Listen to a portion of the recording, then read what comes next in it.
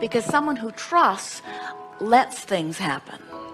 And there's such a subtle, you use that word and it's right, there's a subtle edge in the difference of that, because when you want things and you're just going to apply yourself diligently, we watch you ripping through these processes. You're just eating this up. You're going to get yourself tuned up as fast as you can. But there's something counterproductive in that. And what it is what your wonderful question came up with toward the end of your comments, which is you want to understand how to trust. And here's the way we would go about that.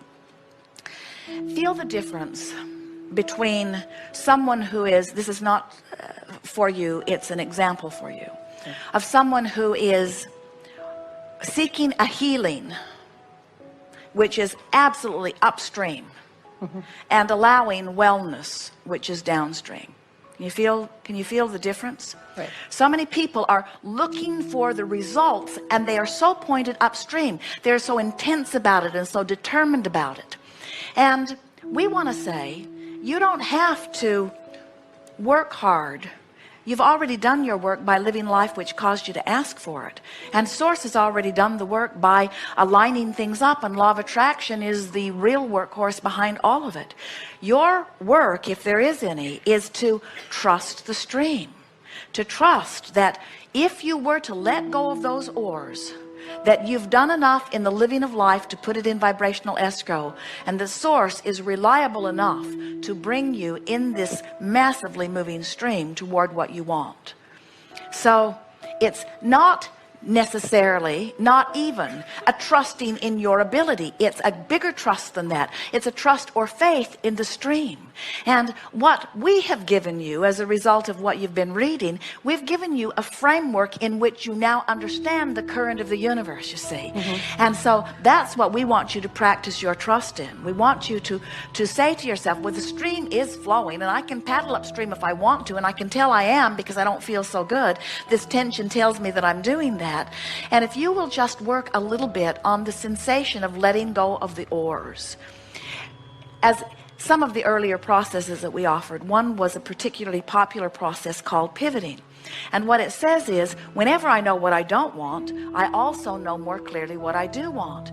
But we see people working so hard to find that positive thought. And law of attraction just won't give you a really positive thought when you've been feeling really negative. But it will give you a slightly less negative thought. And so by understanding that the stream will carry you and getting the image in your mind that your real work, when you feel that tension, is to just drop the oars. In other words, it's not about making it happen. It's not about being different than you are. It's really about, and here it is, making peace with where you are. A lot of times our physical friends feel funny about that when they say, but I'm clearly not where I want to be. And if I make peace with where I am, isn't that my saying to the universe, let me stay here?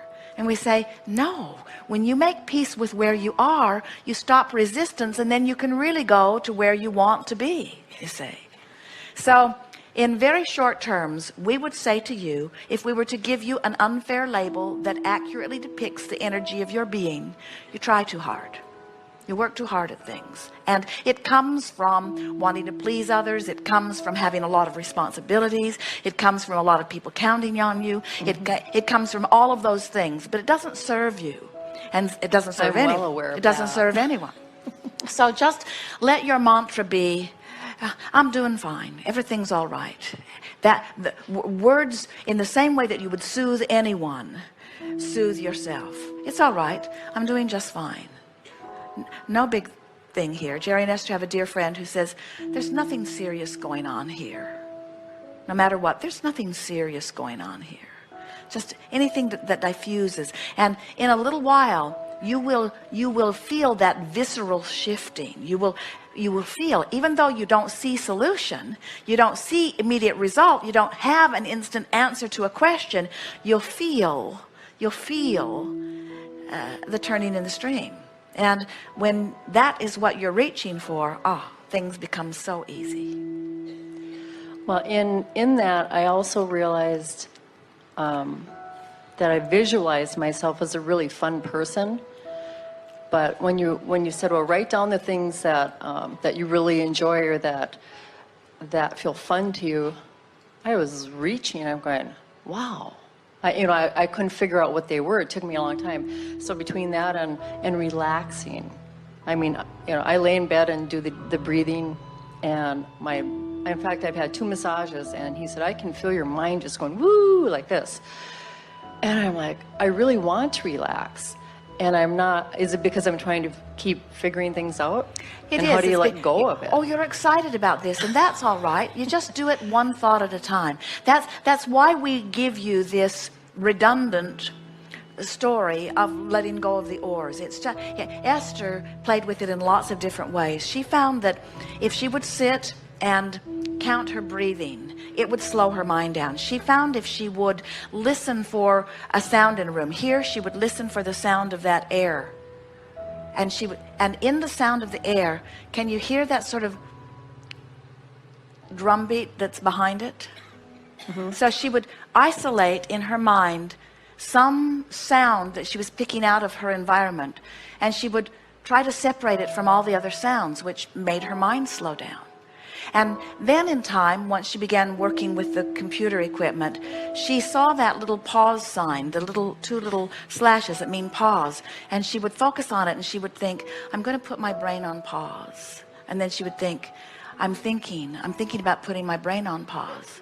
But thinking about putting her brain on pause is far different than thinking about how to save the rainforest, or thinking about how to solve someone's dilemma. In other words, so you're looking for less stimulating thoughts. That's all you're looking for. You're just looking for a way to give yourself a sensation of relief, and not always just at the time that you're looking for that. You're wanting to show yourself that you have the ability to focus. That's all it is. So you are very receptive to energy. Even the fact that you're receiving blocks of thought, you're receptive to energy, which means we imagine bookstores drive you pretty much insane. In other words, when you walk into an environment where there's a lot of energy and you're picking up on all of it, it can feel very chaotic, and you wouldn't feel any ease until you actually focus on something. Mm-hmm. And so the exercise of focusing your mind will stop that scattered sort of feeling. The exercise, there's someone now. the Put them on pause. The exercise of quieting your mind is only an exercise of focus. That's all it is. And which sounds sort of opposite, doesn't it? Because it sounds like what we're saying is, don't think about anything. And then we say, and to quiet your mind, think about something. And what we're saying is, as you think about something, it quiets your mind from all of those other things that you're thinking about. Here's an example. Have you ever been moving about your day, and you're thinking of all kinds of things that you need to do, or that you need to pick up at the grocery store, errands that you need to run, and they're sort of all buzzing around in your mind, and then you have the good sense to get a piece of paper and start writing them down. I do that every day. And as you write it down, it releases the chaos from your mind and puts it on the paper. It's sort of, but what it really is doing is causing you to focus. Then the majority of time you forget to take the list with you. But when you're there, you remember everything on the list because you focused, you see. Focus is the key to feeling good, because you are vibration, and focusing is tending to your vibration. And if you're not deliberately thinking thoughts, the thoughts that are buzzing around you will give you the sensation of thinking you. When you walk into a room of people who are thinking a lot of different things, and you're not focused upon something, you don't have intentions of your own, but you're open to vibration, it can be a very chaotic experience for you, you see. Well, why, when I was deliberately thinking while I was having the massage, I am really relaxing, and I was doing deep breathing, and I wasn't getting there. Well, again, you are getting there little by little. I am? You don't Okay. ask for a complete personality transplant overnight. And how about a lobotomy? You wouldn't Would like that it. You wouldn't like it. It's not me. I couldn't create anything then. You would, but you'd be starting way over. Okay.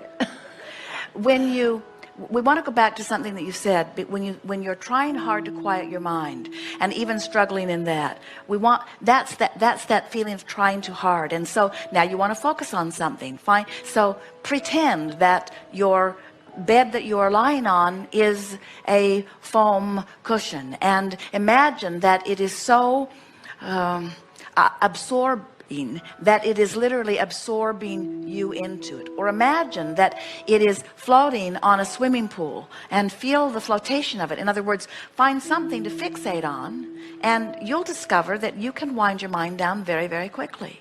And it's interesting because deliberate creation seems like focusing, and what we're wanting you to understand is that you've been focusing as you've been moving through the contrast of life. You know what you don't want, you know what you do want. You're focusing all the time. Now the work is quieting the mind so that you're stopping any resistant thoughts, so that you can then feel the impulse to move toward what's waiting for you in vibrational escrow. Well, and I know all of that because that's what I've been studying.